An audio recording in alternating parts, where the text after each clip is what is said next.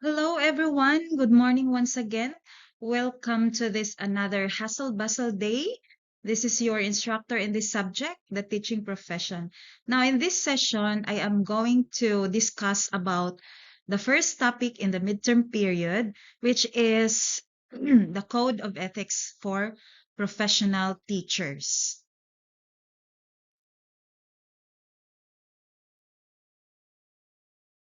Okay, I have here a quote from Benjamin Franklin, which states that, tell me and I forget, teach me and I remember, involve me and I learn. Now, what reflection can you give about this passage? Anybody?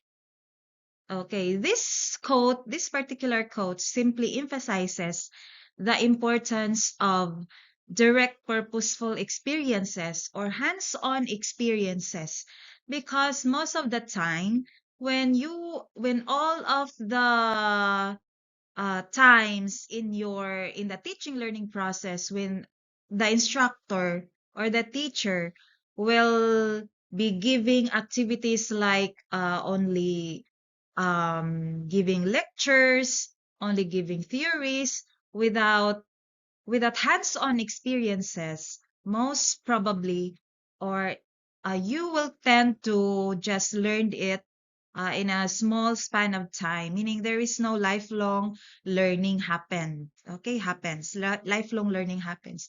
So this clearly emphasizes the importance of learning by doing. Okay, as what John Dewey said, learning by doing. You will learn best by doing. Okay.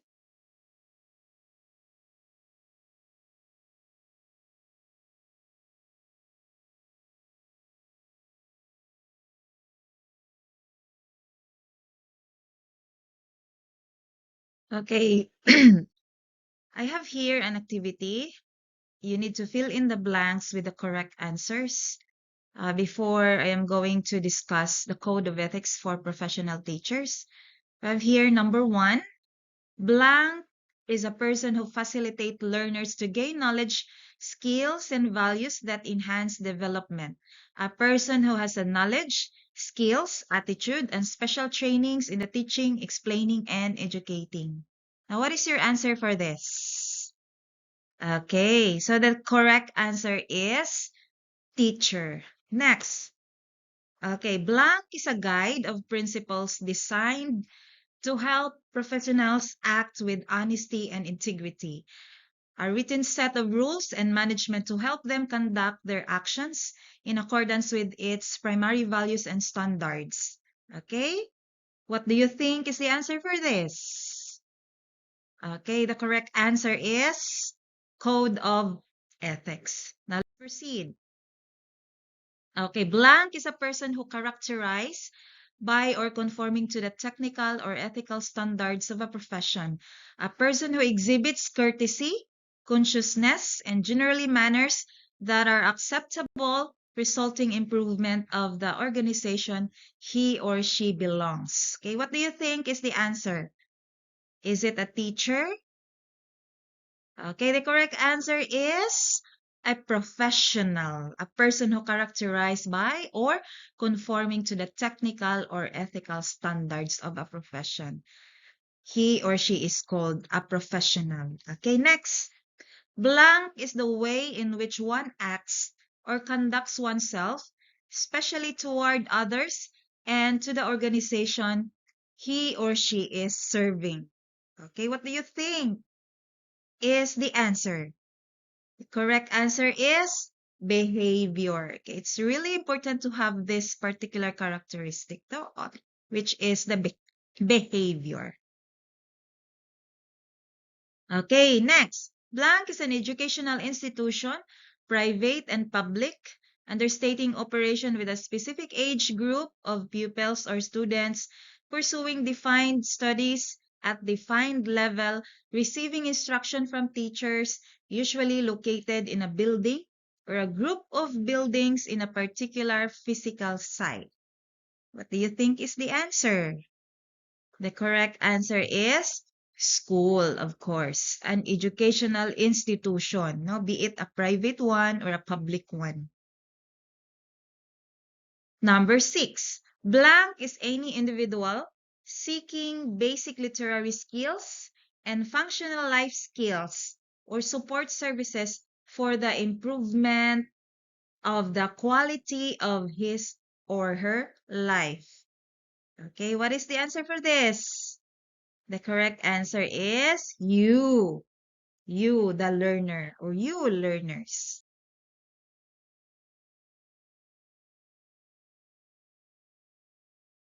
Okay, now let's proceed to the objectives of this particular lesson. So at the end of this session, you are expected to, or you should be able to, number 1, demonstrate understanding of the key provisions of the Code of Ethics and become familiar with the responsibilities of a professional teacher. And then describe how the Code of Ethics can help or guide a teacher in the day-to-day performance or tasks of his work, hence resulting to a good teacher. Then exhibit professional behavior as set out by the Code of Ethics for teachers in the Philippines. Number 4, submit a pledge of commitment. Okay, so let's start. So this is the Code of Ethics for professional teachers. So listen everyone, take time to listen for you to understand or for you to have understanding about this Code of Ethics for professional teachers. Okay, pursuant to the provisions of paragraph E, Article 2 of Republic Act number 7836, otherwise known as the Philippines Professionalization Act of 1994, and paragraph A, section 6, under Presidential Decree number 223 as amended, the Board for Professional Teachers hereby adopt the Code of Ethics for professional teachers. Okay, we have here the preamble. So as a future teachers, you need to memorize and you need to internalize this preamble.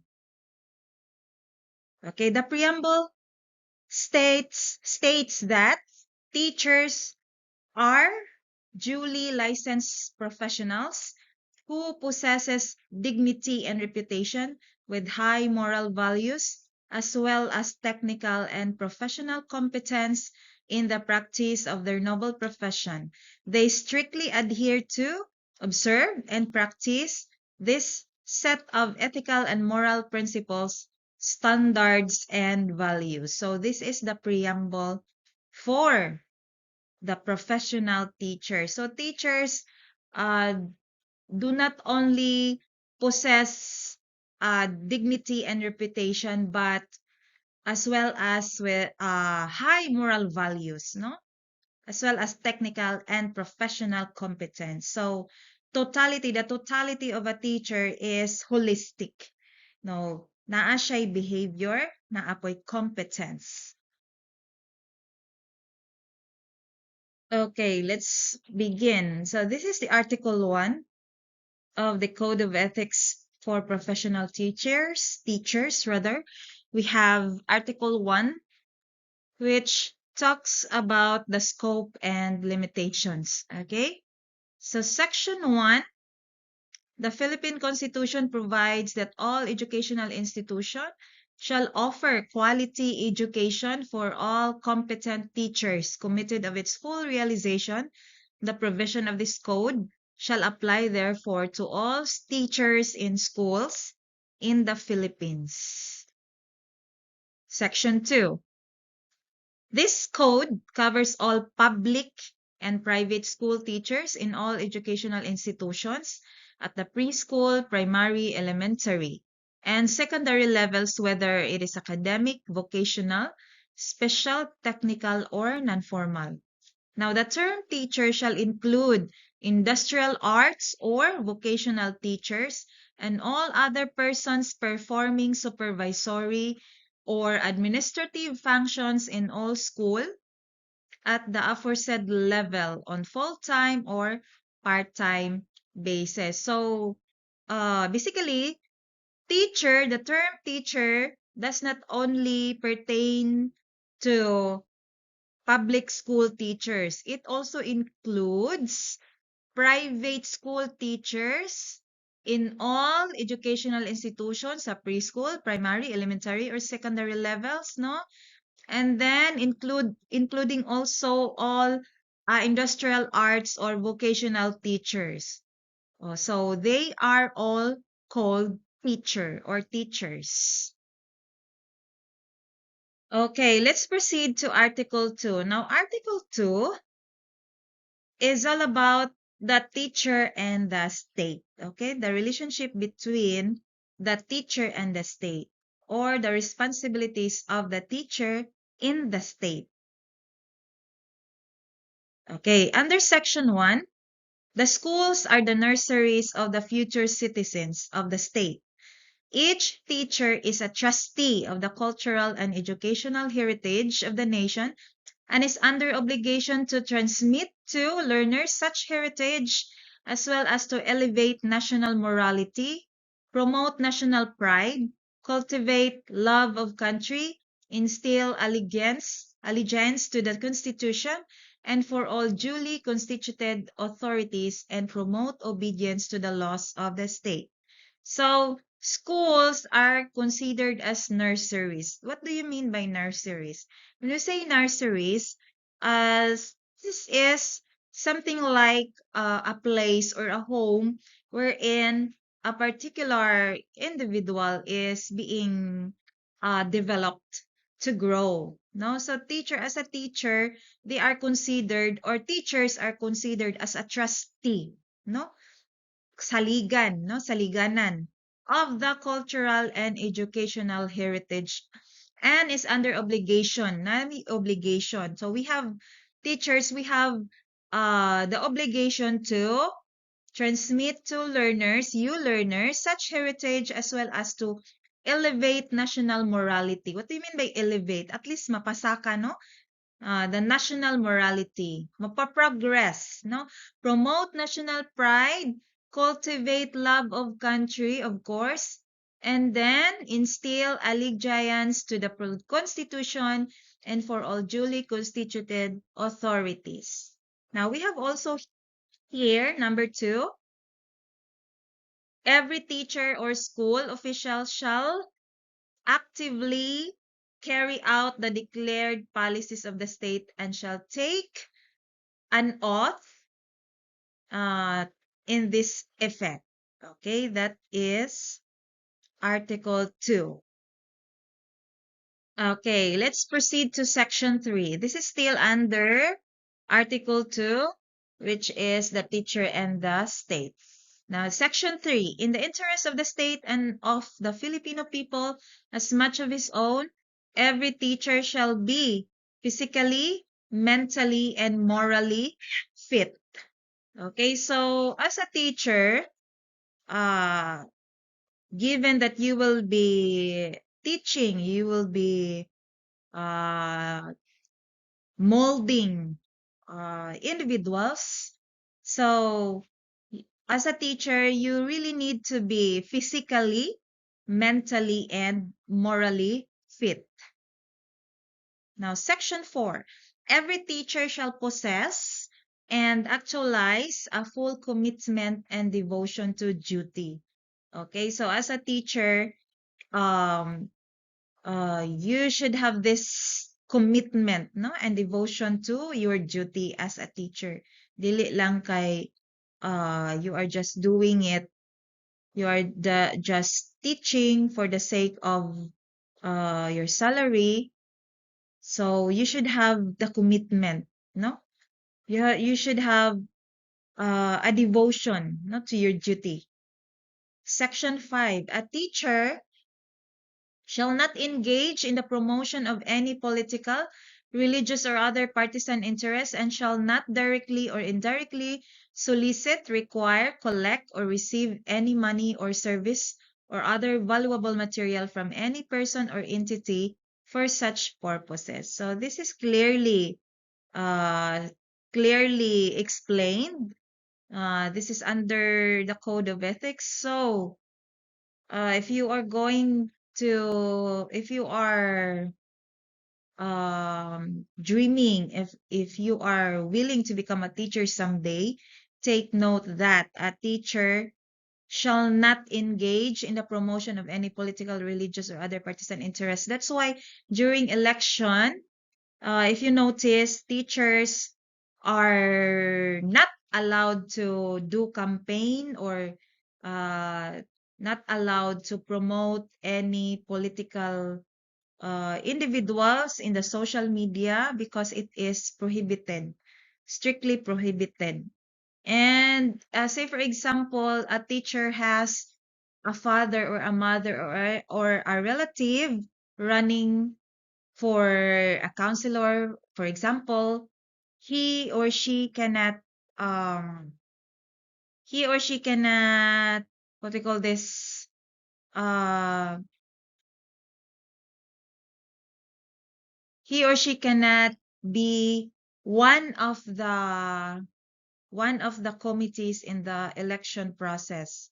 No, kay kasagaran mga maestra baya ang mag-serve no during elections sa mga schools. If you notice, I know that you have already experienced voting, no, the votation process. If you notice, mga maestra nang dahang nang-serve. So, if a particular teacher has relative or kanang closest relative niya, dili siya pwede makaserve. Okay, bawal siya. This is under Section 5. Number 6, every teacher shall vote and shall exercise constitutional rights and responsibility. Okay, so just like every citizen in the Philippines, we Filipinos, we have the right to vote and be voted. So meaning to say, the teacher is not excluded. No, dapat mobotar gyud. Okay? Okay, let's proceed to Section 7, still under Article 2, the teacher and the state. Section 7, a teacher shall not use his position or facial authority or influence to coerce any other person to follow any political course of action. Okay? Section 8, every teacher shall enjoy academic freedom and shall have privilege of expounding the product of his researches and investigations, provided that if the results are inimical to the declared policies of the state, they shall be brought to the authorities for appropriate remedial action. So this Section 8 clearly emphasizes that every teacher has this academic freedom. What is academic freedom? Meaning to say, we teachers are given the privilege to think or to plan relevant activities in the teaching learning process. We have this academic freedom.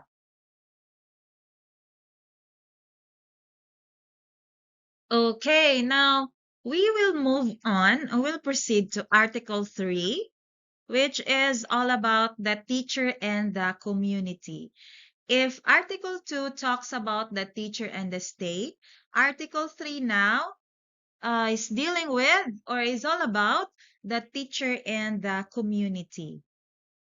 We have here Section 1. A teacher is a facilitator of learning and of the development of the youth. He shall therefore render the best service by providing an environment conducive to such learning and growth. As what we have discussed last last prelim, it is being said that the demands of the society for the teachers, first and foremost, is number one is good teaching. Meaning to say, so as a teacher, you should provide environment conducive to such learning and growth. What do you mean by conducive? Conducive is a type of environment where everyone is included, there is no discrimination, and provided with all the necessary facilities for optimal learning. And of course, aside from the environment, conducive environment, the teacher should render his or her best service, meaning giving his best, no, giving effective and quality education to you learners. We have here number 2, section 2. Every teacher shall provide leadership and initiative to actively participate in community movements for more educational, economic, and civic betterment. Okay, as we notice, as we have observed in our community that we are living in, of course, we can see that teachers are the initiators of activities for the improvement of the community, such as, say, for example, uh, mga coastal cleanup. Teachers are the initiators. What else?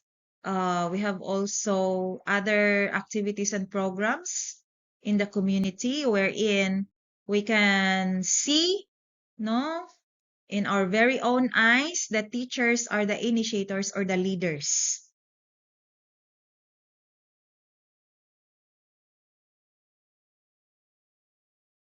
Okay, we have here section 3. Every teacher shall merit reasonable social recognition, for which purpose he shall behave with honor and dignity at all times, and refrain for such activities as gambling, smoking, drunkenness, and other excesses, much less illicit relations. So take note that every teacher or a teacher should refrain from sa may dapat likayan.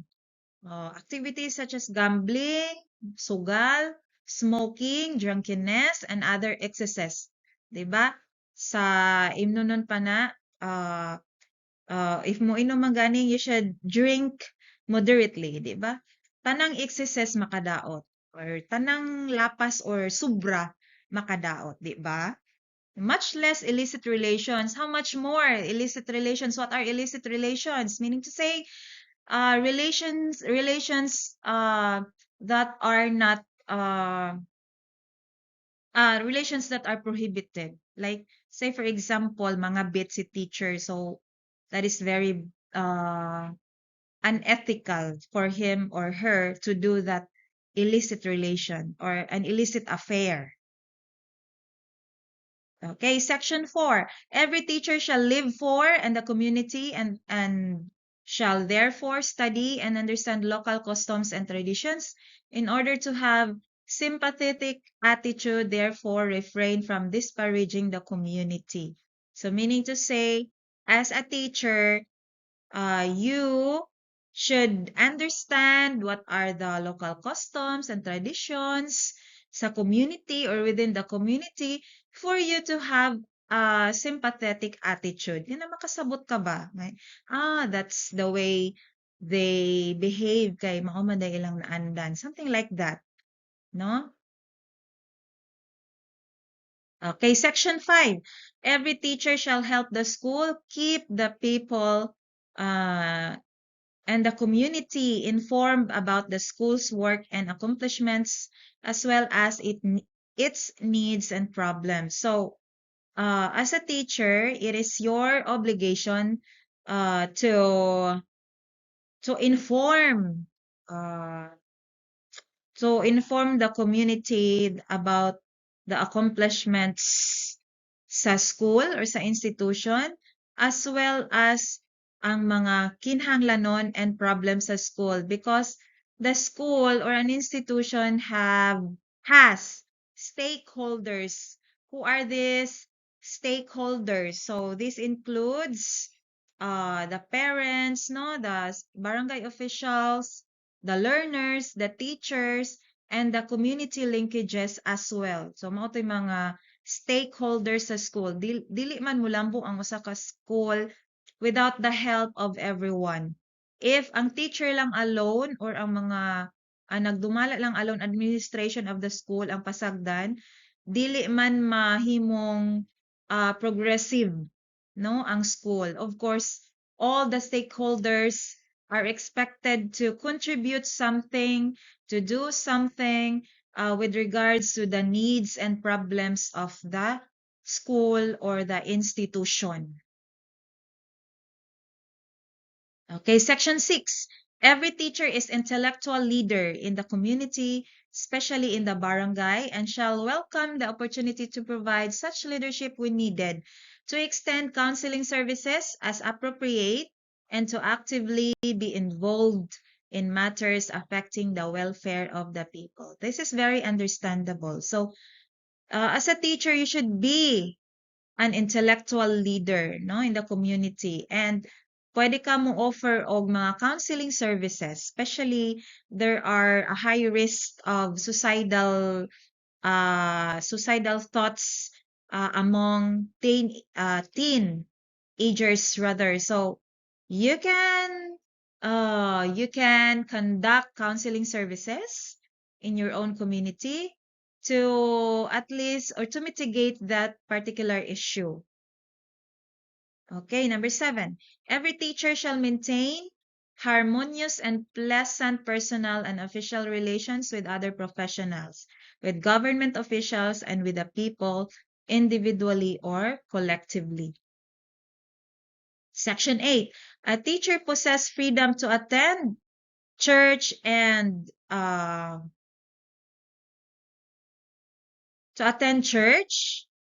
but shall not use his positions and influence to others. Meaning to say, if you have a different belief or you are following a different religion, or you belong to a different religion, so as a teacher, you should avoid to use your power or your position that since you're a teacher, you will be influencing your students or your learners to follow your religion or to be part of your religion as well. So bawal na siya. Bawal mag-promote. So meaning to say, as a teacher, dili pwede nimo gamiton imuhang position nga kesyo teacher ka, pwede na ka maka-recruit, something like that. Recruit your students nga to be part of your religion. It's a no-no. Now let's proceed to Article 4. Article 4 is all about a teacher and the profession. Okay, Section 1. Every teacher shall actively ensure that teaching is the noblest profession and shall manifest genuine enthusiasm and pride in teaching as a noble calling. Okay, Section 2. Every teacher shall uphold the highest possible standards of quality education, shall make the best preparations for the career of teaching, and shall be at his best at all times in the practice of his or her profession. So expected that since you're a teacher, you should uphold the highest possible standards of quality education. Take note of the phrase quality education. So meaning to say, you should make best preparations as possible, no, for you to give best teaching learning opportunities towards your students. So dili pwede nga tinapulan, dili pwede nga ay di la kong sudron sa klase kay kaapoy man, something like that. So you should be committed to your profession. Okay, Section 3. Every teacher shall participate in the continuing professional education CPE program of the Professional Regulation Commission and shall pursue such other studies as will improve his efficiency, enhance the prestige of the profession, and strengthen his competence, virtues, and productivity in order to be nationally and internationally competitive. So as what is stipulated in CPD Act Law or Republic Act unsa ganing to 10912 or the Continuing Professional Development Act, no? So every professionals are encouraged to continue learning through sa man schooling, mag-masters, mag-doctorate, and attending or joining mga trainings, webinars, uh, relevant to their respective professions, no? And will do upskilling. Diba? Mag-upgrade every now and then. Dili pwede magiging stagnant lang. Kesyo, ay, graduate na ako sa kong baccalaureate, dili na ako may eskwela, kakapoy ba? Because it is, since the competency is continuously increasing, no? In the field of kanang every professions, no? Grabe ang competency. So, you should never stop learning. So, continue upgrading yourself, upskilling your skills. That's it. Okay, section 4. Every teacher shall help, if duly authorized, to seek support from the school, but shall not make improper misrepresentations through personal advertisements and other questionable means. Section 5. Every teacher shall use the teaching profession in that makes it dignified means for earning a decent living. Okay, let's proceed to Article 5. Article 5 is all about the teachers and the profession. Section 1. Teacher shall not at all times be imbued with the spirit of professional loyalty, mutual confidence and faith in one another, self-sacrifice for the common good, and full cooperation with colleagues. When the best interest of the learners, the school, or the profession is at stake in any controversy, teachers shall support one another. So meaning to say, in a certain institution or school, there were really times of challenges, no? And say, for example, if one teacher or one instructor will be experiencing such challenges, or say, for example, he or she will be involved with controversy. So you as his or her colleague should what? Support, no? Support him or her, no? To at least make him or her get through with those challenges. Support lang. Of course, if that particular teacher did something wrong, what will you do? You need to, of course, you need to what you need to do what is the right thing to do. Give him some advice, perhaps. And of course, that teacher will surely naman will reflect his or her own wrongful doing, and dili lang kay imuhang iduot noon. Tabangan nimo nga mausob, and then you will supporting one another. Okay, section 2. A teacher is not entitled to claim credit or work not of his own, and shall give due credit for the work of others which he or she uses. So say, for example, this PowerPoint presentation, this is not created by me. I just downloaded this PowerPoint presentation from SlideShare ba to or sa to. And I created this one, this work of him, katong kisa to, Mr. Teacher, nagamaani.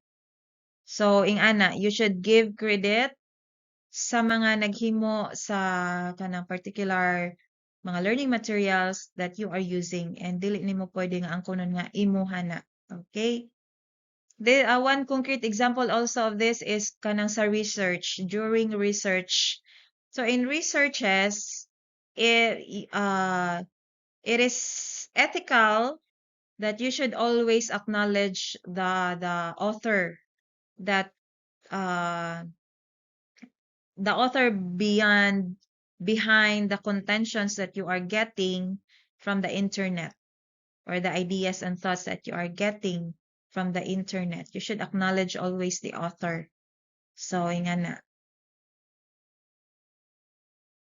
Okay, section 3. Before leaving his position, a teacher shall organize for whoever assumes the position such records and other data as are necessary to carry on the work. Section 4. A teacher shall hold inviolate all confidential information concerning associates and the school, and shall not divulge to anyone documents which has not been officially release or remove records from the files without permission. This is very clear. So, as a teacher, if there will be mga announcements, no, you are not allowed to divulge, say divulge, dili pwede nimo i-sulti or i-reveal to anyone katong dokumenta nga wala pa gi-officially release because it is unethical to do such act. Or remove records from the files without permission, of course, kani. Dili ka pwede nga tang dihag records or files sa school or sa institution without permission. That is strictly prohibited. Okay, section 5. It shall be the responsibility of every teacher, to seek correctives for what he may appear to be an unprofessional or unethical conduct of any associates. However, this may be done if there is incontrovertible evidence for such conduct.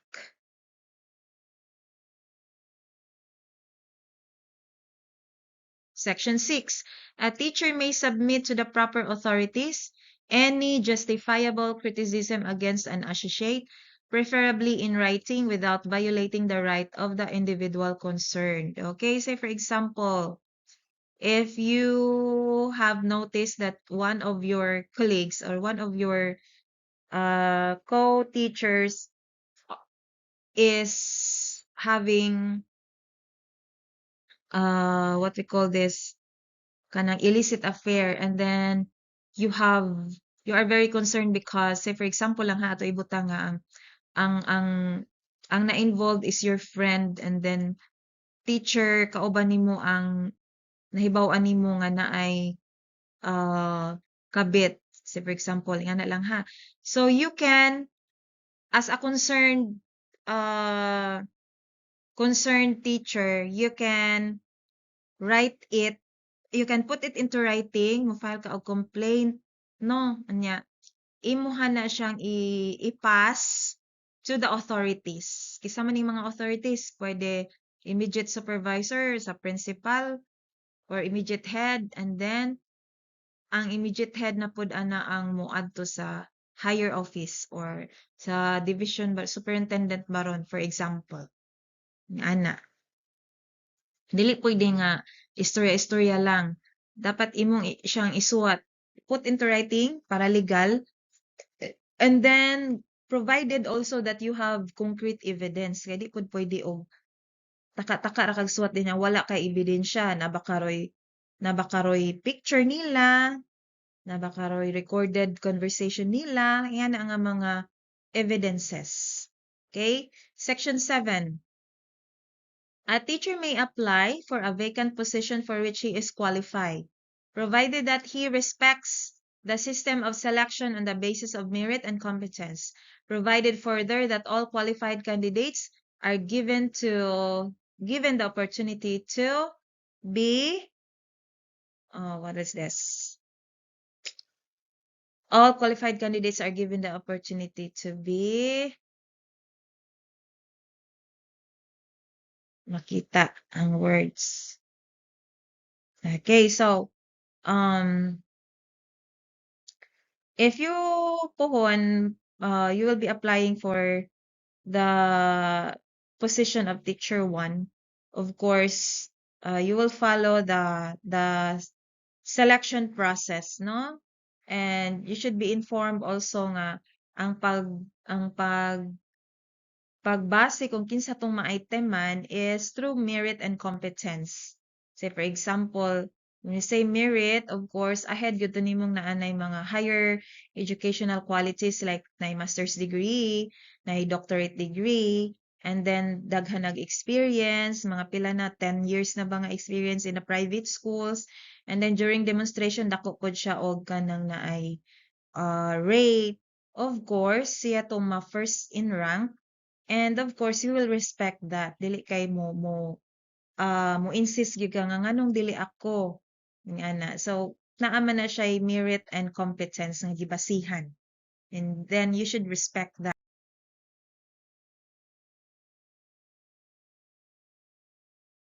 Let's proceed now to the Article 6, the teacher and higher authorities in the professions. Section 1. Every teacher shall make it his duties to make an honest effort to understand and support the legitimate policies of the school and the administration, regardless of personal feeling or private opinion, and shall faithfully carry them out. Section 2. A teacher shall not make any false accusations or charges against superiors, especially under anonymity. However, uh,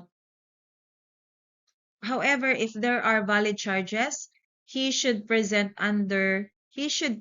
such under oath to official authority. Section 3. A teacher shall transact all official business through channels, except when special conditions warrant a different procedure, such as when special conditions are advocated but are opposed by immediate superiors, in which case the teacher shall appeal directly to the appropriate higher authority. So meaning to say, if naay mga transactions, of course, it is through appropriate channeling mangyod. Dili man pwede nga, say for example, in the college or in the institution that I belong sa TPC, if I have official business concern, ako'y i-raise nga concern regarding relevant to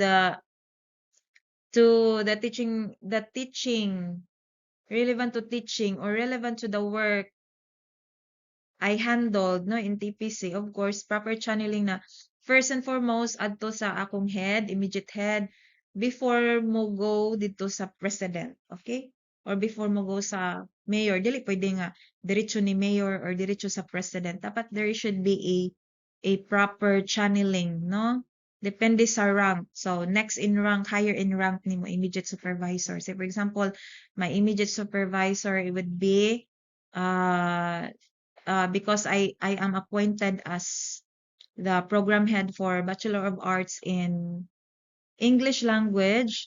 So my immediate head or supervisor would be the VP or the Vice President for Academic, which is Dr. Kumahig, as well as the Vice President for the Administration, which is Dr. Avergonzado. Dili ko pwede nga mo directly.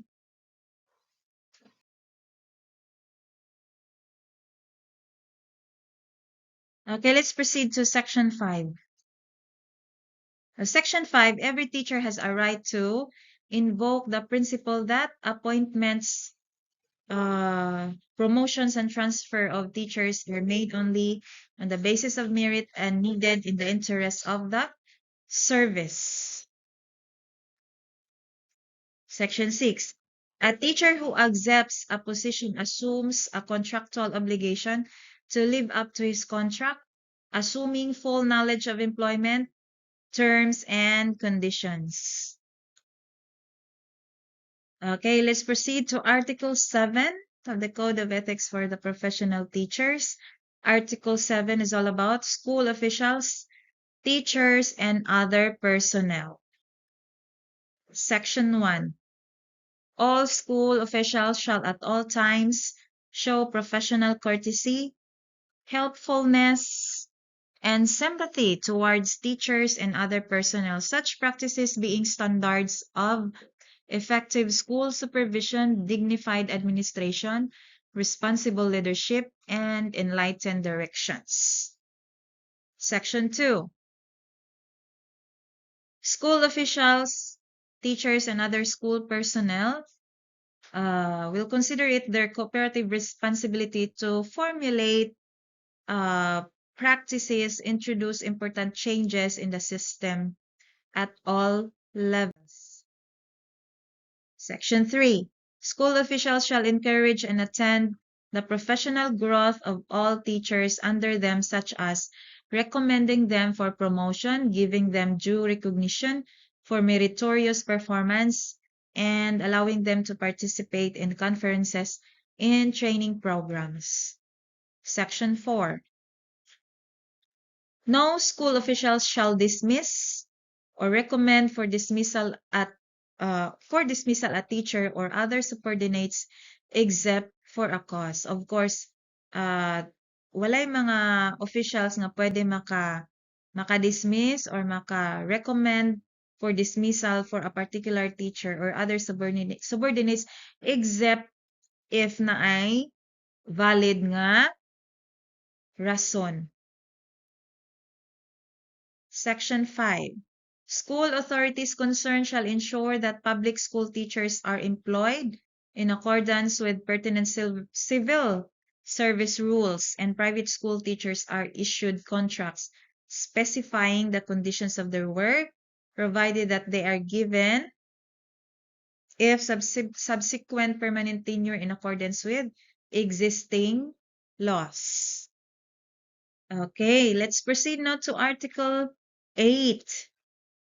Article 8 is all about the teachers and the learners. Now, listen everyone, because this pertains to you as learners. This is very important. Okay, Section 1. A teacher has a right and duty to determine the academic marks and promotions of learners in the subject or grades he handles. Such determination shall be in accordance with generally accepted procedures of evaluation and measurement. In case of any complaint, teachers concerned shall immediately take appropriate actions observing due process. Section 2. A teacher shall recognize that the interests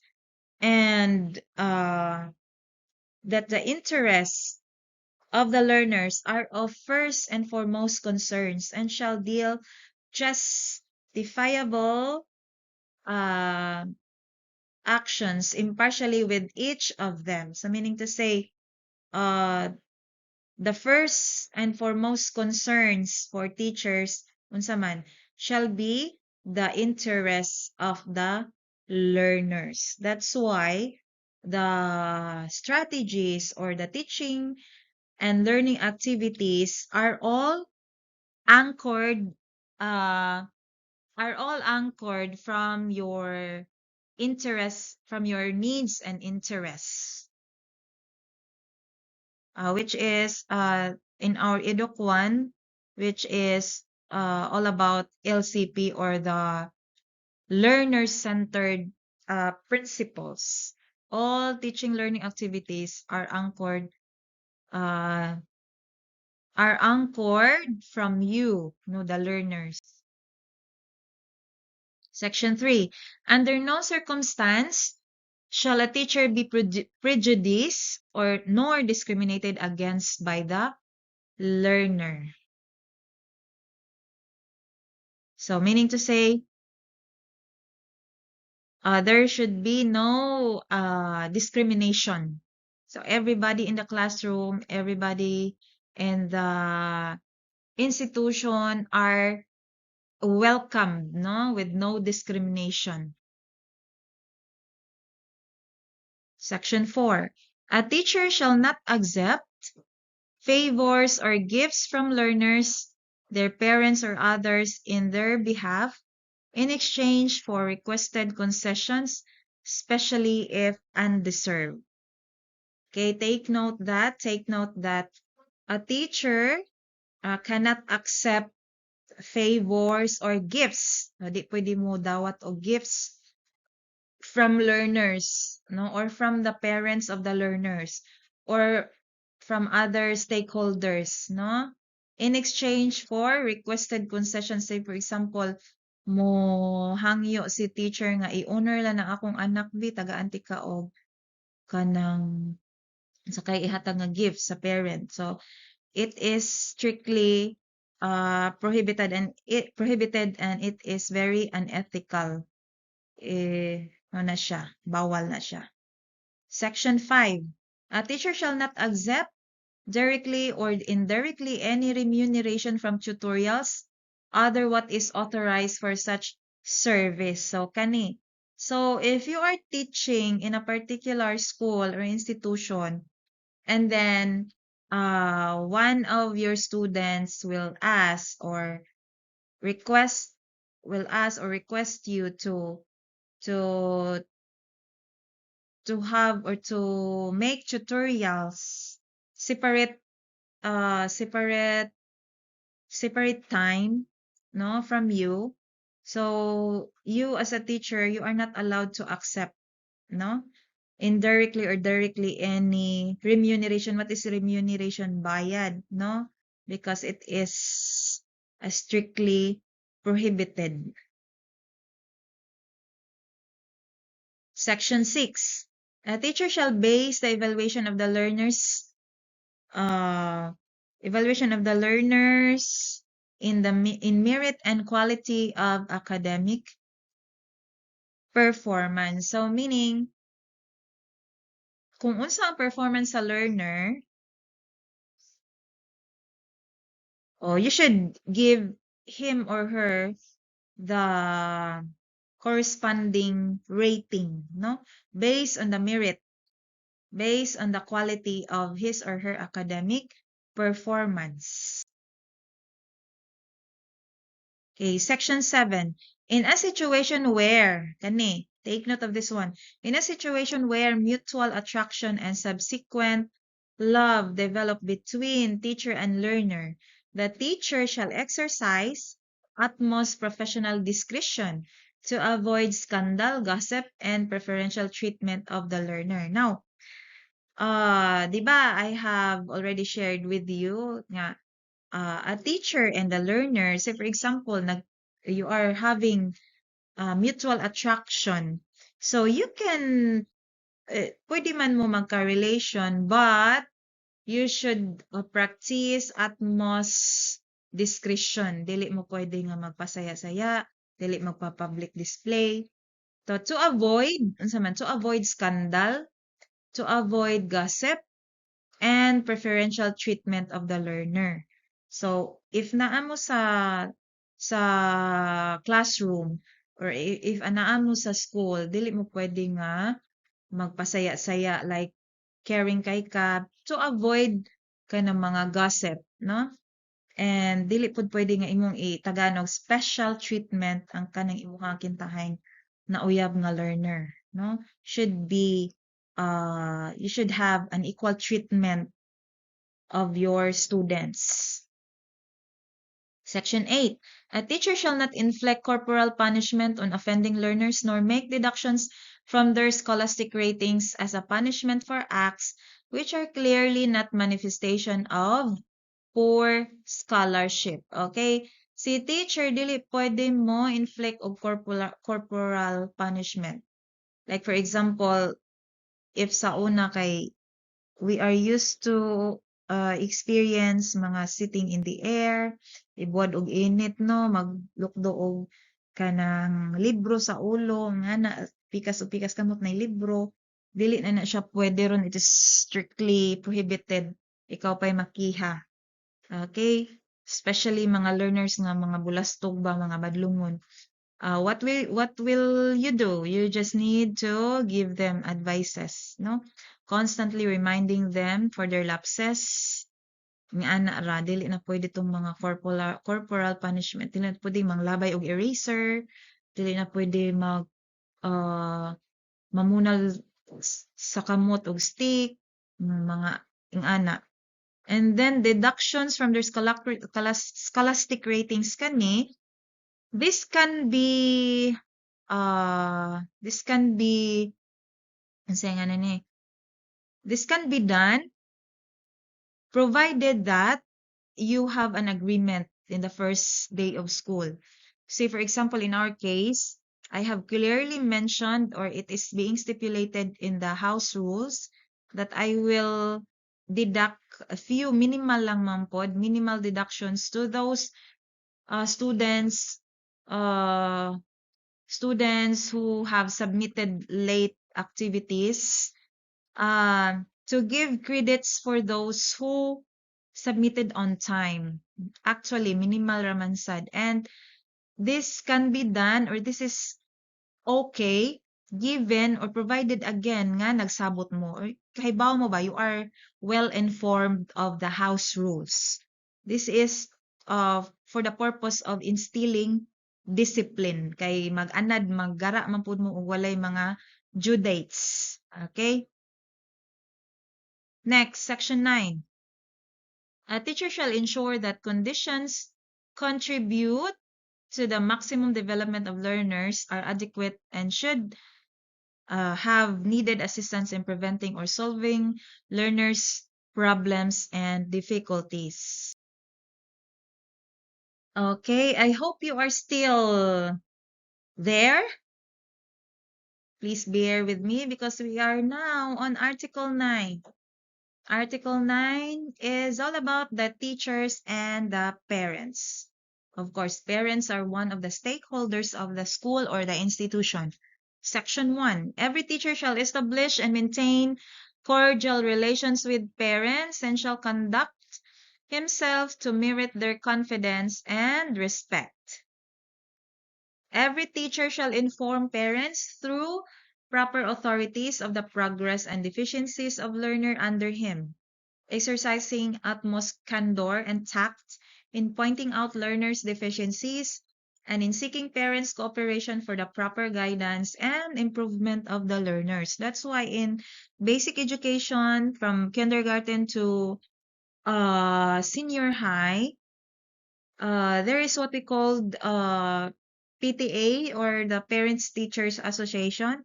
Every now and then, perhaps that is monthly, they will be conducting meeting no in the classroom for the parents to be informed with the progress as well as the deficiencies of the students or the pupils or the learners. Now in college, we have also this PGTCA or the Parents Guidance and Teachers Association. So the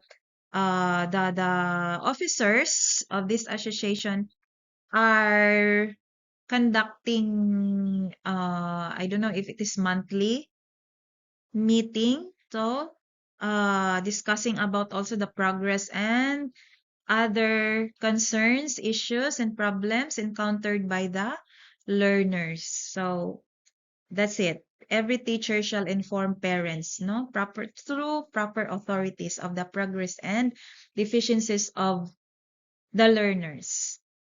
Section 8.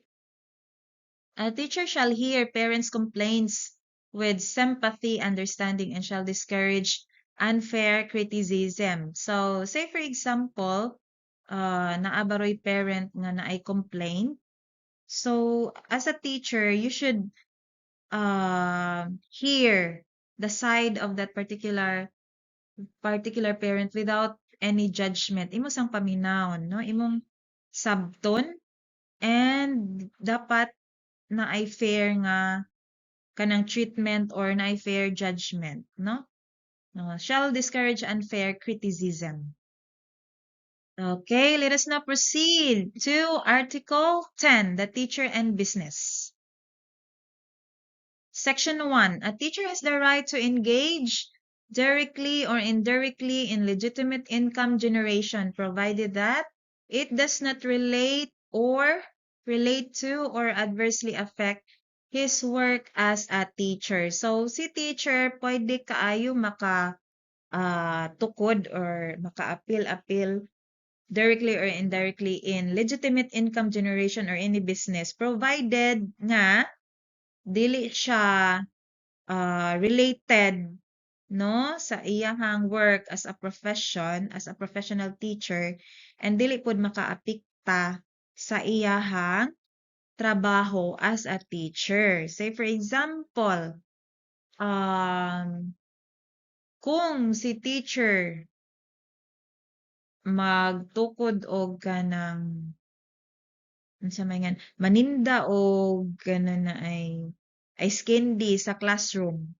So bawal na siya kay ngano man somehow imong gihimong negosyo ang inyong room or something like kanang makaapekto man as imuhang work as a teacher kay makuhaan man imong time sa pagpaninda, right?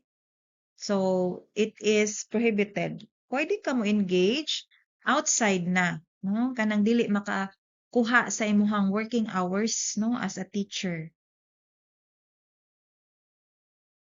Number two, a teacher shall maintain a good reputation with respect to financial matters such as in the settlement of his debts and loans in arranging satisfactorily his private financial affairs. Okay?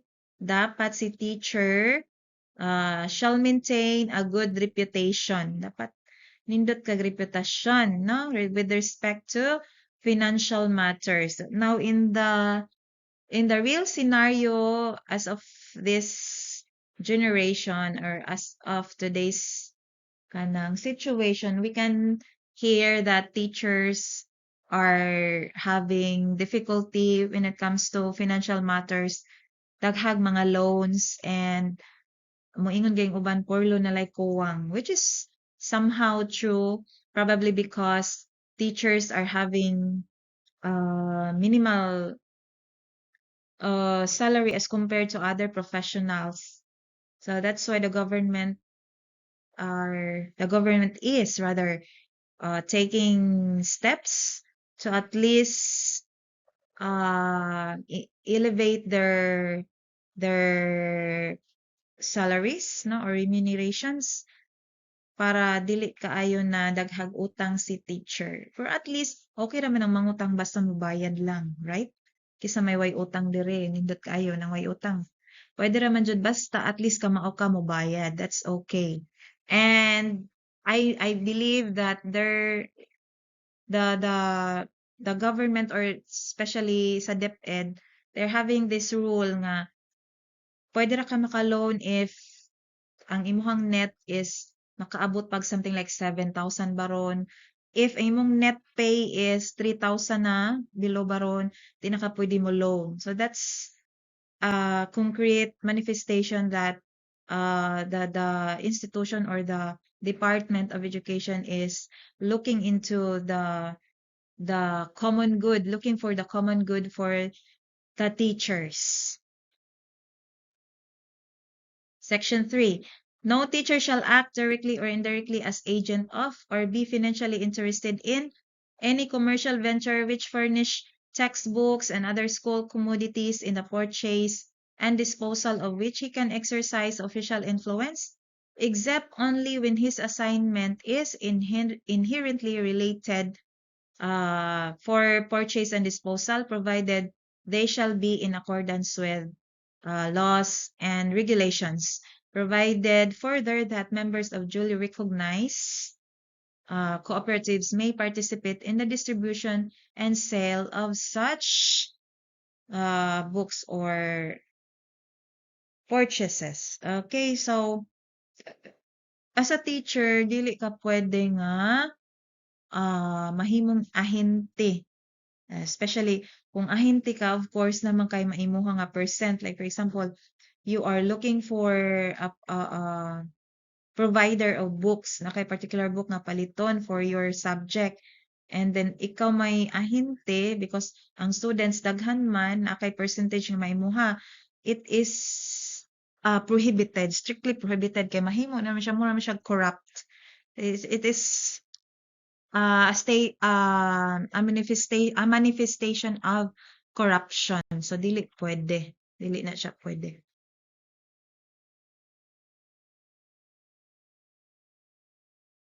Okay, let's proceed to Article 11, the teacher as a person. Okay, a teacher is above all a human being endowed with life for which it is the highest obligation to live with dignity at all times, whether in school, in the home, or elsewhere. So, dili lang kay kesyo adto ra jud sa eskwelahan ka magpaka kanang tarong, no? You should always live with dignity at all times, whether sa school baron, mapa-school baron, mapa sa inyong community, and elsewhere. Section 2. A teacher shall place premium upon self-discipline as the primary principles of personal behavior in all relationships with others and all situations. Section 3. A teacher shall maintain at all times a dignified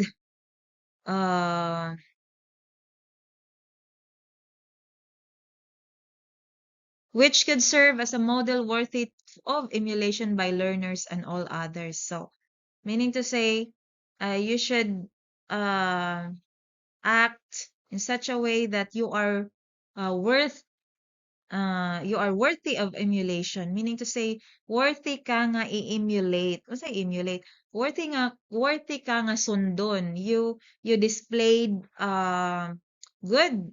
good behaviors, you displayed ethical values nga pagka-teacher, so that you can be a role model and worthy of emulation by your learners and all other people. Section 4. A teacher shall always recognize the Almighty God as guide of his own destiny and of the destinies of men and nations, of course. As human being, no, we should always recognize that our Lord, our Almighty God, is our guide, no? We cannot be what we are now today, or cannot uh we cannot live, or we cannot thrive in this world without his guidance. So we should always recognize the presence of Almighty God, or we should always recognize that Almighty God is our guide, no, of our own destiny.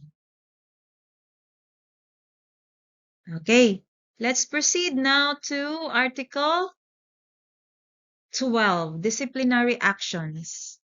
Section 1. Any violation of any provisions of this code shall be sufficient ground for the imposition against the erring teacher of the disciplinary action consisting of revocation of his certification of registration and license as a professional teacher, suspension for the practice of teaching profession, reprimand or cancellation of his temporary or special permit under causes specified in section 23 rather, article sining article